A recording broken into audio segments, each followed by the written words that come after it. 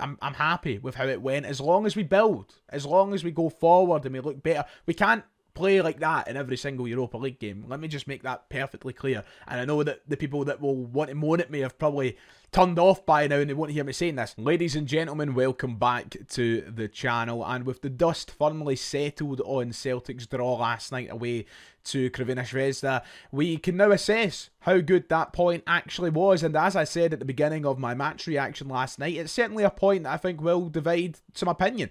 I think some people, like myself, will be quite pleased with the point, and some people will hate that that's the norm for Celtic. That's the reality of playing in the Europa League. It's not the competition we should be in, so where do you set your expectations, especially for this current crop of players?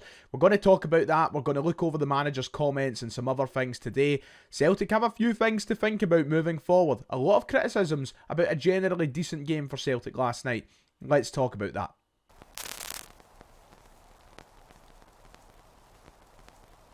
If you haven't already, please make sure to hit like and subscribe. It would be much appreciated. We're about to hit 53,000 subscribers. We're less than 200 people away from that landmark. So if you haven't, go down, hit those buttons. It's absolutely free. We have a few things to talk about today ahead of Celtic's next game, which comes very quickly on Saturday. And of course, last night is still to be talked about. So let's get into that. So as it stands, Celtic sit 9th in the Europa League after the opening game. That's of course with the caveat that only 18 of the 36 sides have played so far. There is remaining fixtures to be played this evening, and that will complete the full picture of the opening fixtures. But for now, 9th place with a point, a draw to open our campaign against Crvena Zvezda over in Serbia. Honestly, I've already made it clear, my opinions is it's a good point to get at a tough place away from home, and I'm not going to argue too much about that. Listen, it might be a point we look back on in a different light, depending on what comes next. We now have 2 back-to-back home games. Look, if we can go into match day 4 after taking 7 points out of 9 in the opening 3, I would be over the moon with that. I would be chuffed. So it all depends on context. Listen, we could go into match day 4 with still only 1 point to our name. So there's no point in getting too bogged down about things just now. Ultimately, Red Star are a side who dropped out of the Champions League as well, probably find themselves at a similar level to us right now. And they have a really, really tough venue to go to. So, listen, I would rather a win. I think we could have won last night. There was some things to be frustrated about, but a draw on opening day away from home isn't the worst start. Certainly would have rather that than a loss. And I think some people are forgetting that coming out of Kairat Almaty, a lot of us would have been surprised we could beat any side in the Europa League this year. We looked that bad. So to be honest, a point in retrospect, yeah, not the worst.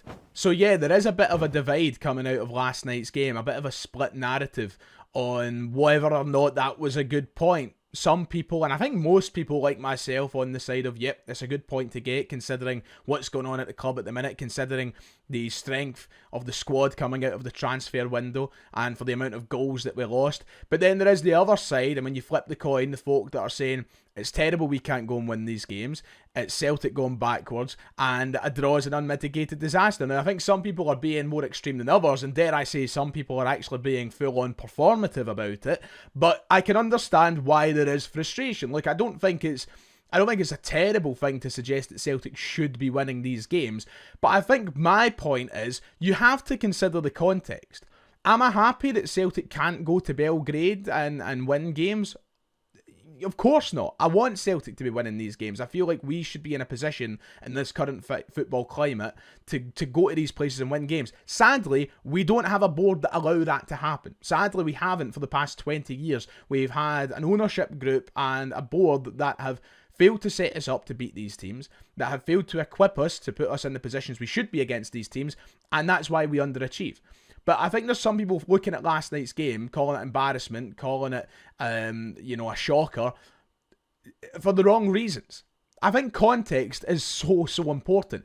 I think that people need to be consistent in their opinions. This was a point I kind of rushed to Twitter to say last night, but I can't quite wrap my head around that there's some people who had the opinion that we would flop in Europe this year, that we weren't equipped and the squad was dire, we would struggle in the Europa League, that are suddenly shocked that we aren't beating Red Star Belgrade. And they're losing their nut about it.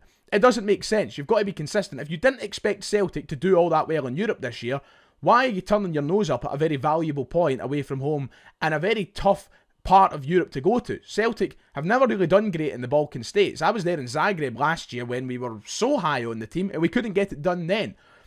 Belgrade aren't a terrible team, and I don't know why you're shocked that we can't win the game with a much lesser side. You've got to be consistent in your narrative. That's not me saying that Celtic shouldn't be winning these games, ever. 100% not, and I don't want people twisting my words, but I think that context is just so important. We always knew the Europa League was going to be a struggle after the performances against Kairat Almaty, after the way the transfer window ended and left us with the squad that we have. So, for me, I don't think a point can be scoffed at. When you consider everything that's going on, it's probably it's actually a bit of an overachievement to an extent, I think. I think some people also need a reminder that Red Star aren't diddies. They aren't some nobody from the back end of Beyond. And I mean this with all due respect to the side who literally just knocked us out of the Champions League. But they aren't another Kairat Almaty. Red Star Belgrade supporters probably look at Celtic the same way we look at them. They are champions of their respective nation. They are a Champions League calibre team. Whether or not they've got a Champions League calibre squad at the minute is a different story. They are underachieving for their own standards as well. They've won the European Cup. We have no divine right to think we can beat Belgrade, especially with the current state of our squad. This is a team who are unbeaten in their domestic season so far. It's a team that's off the back of a big derby win. They have won 7 out of 7, quite emphatically as well. This is a good side that play with a very high intensity, both on and off the pitch, with their supporters and everything else. I'm not trying to make excuses for Celtic not winning these games. I just think that some people have picked up this narrative that Belgrade are donkeys. They're not. They're a good side. They're the champions of their nation.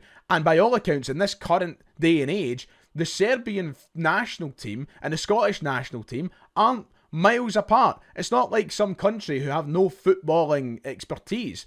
I don't know why people are making it out like that, but some seem to be. Look, I want to win these games, and these are the games that Celtic should be equipped to go in and win. I don't want us to turn around and look at Belgrade's as games we can't win, that we need to settle for draws. Of course I don't.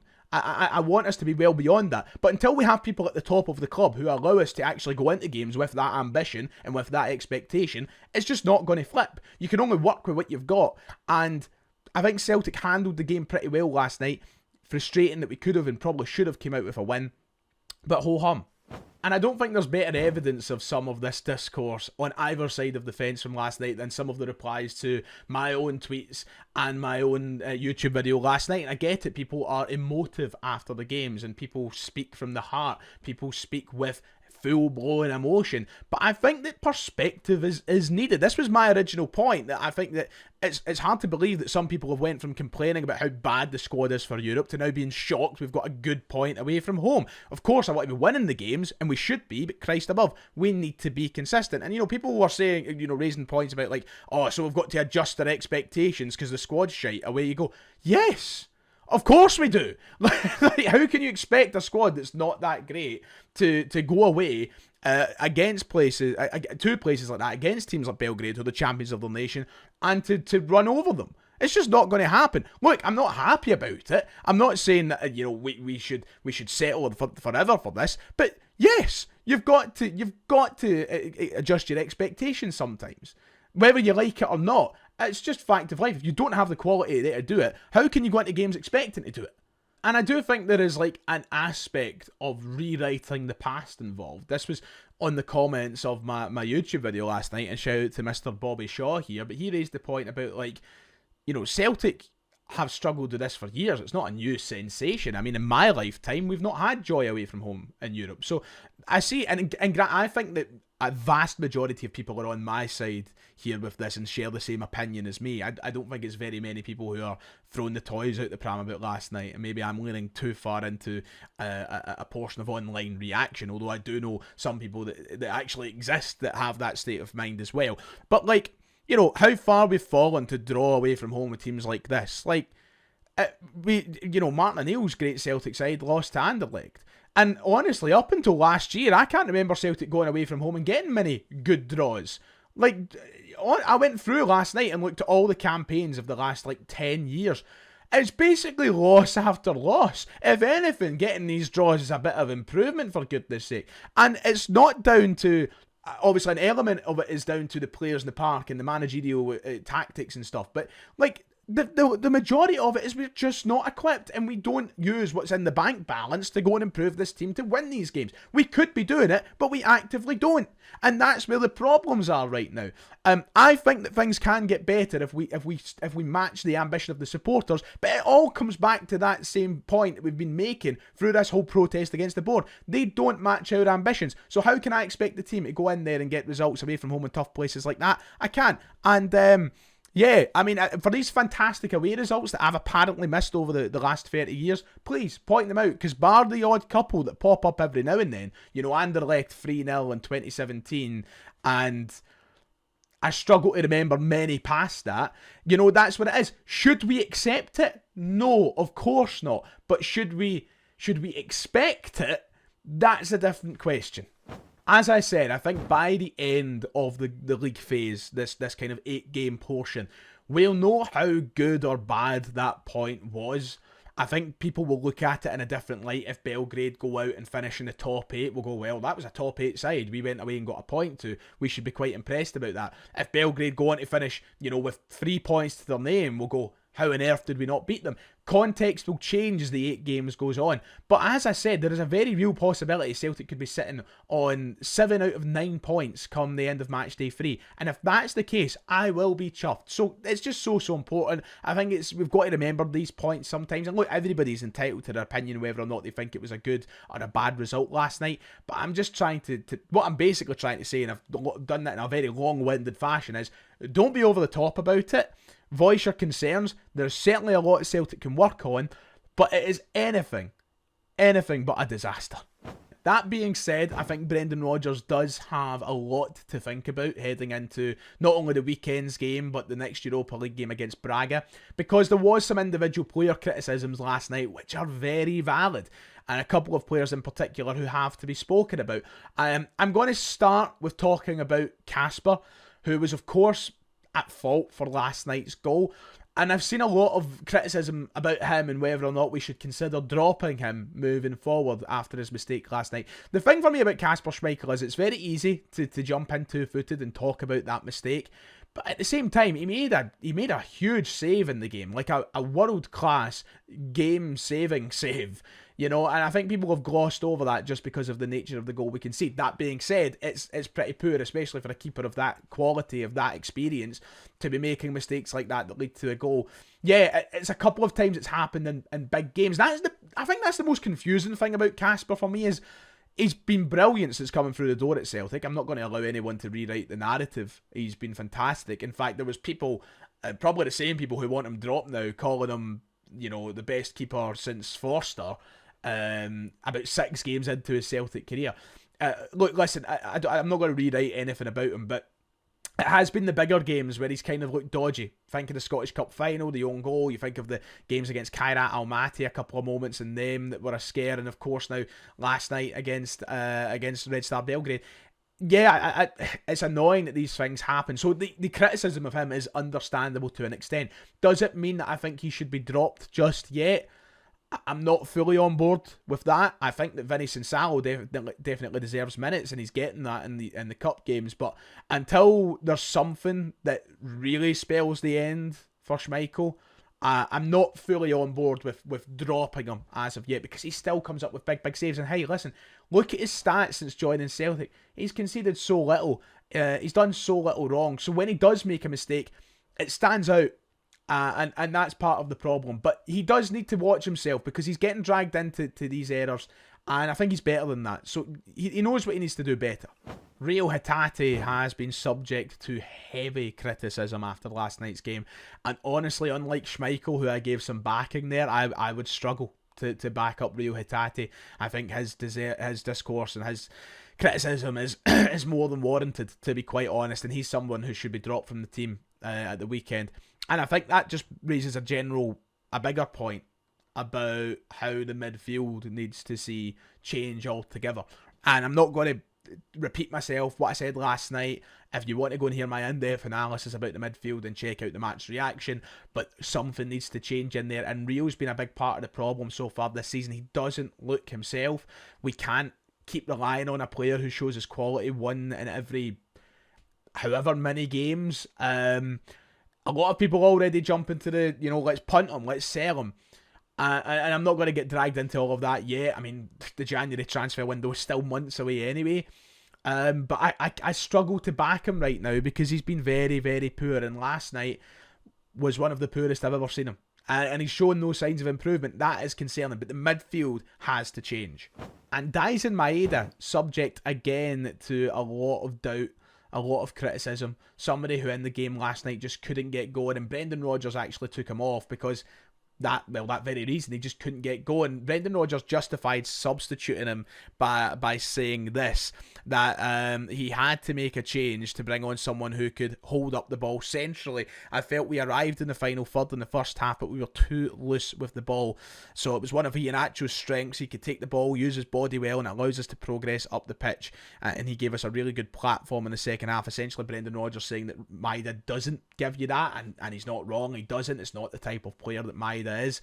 I mean, he's naturally been a winger for Celtic as well, so you wouldn't expect him to really have that in his game, but he's been struggling so far this season. I mean, I've been critical about that. I've been honest about that since the minute the first whistle went, and a lot of people obviously still under the impression that he's maybe chucked it.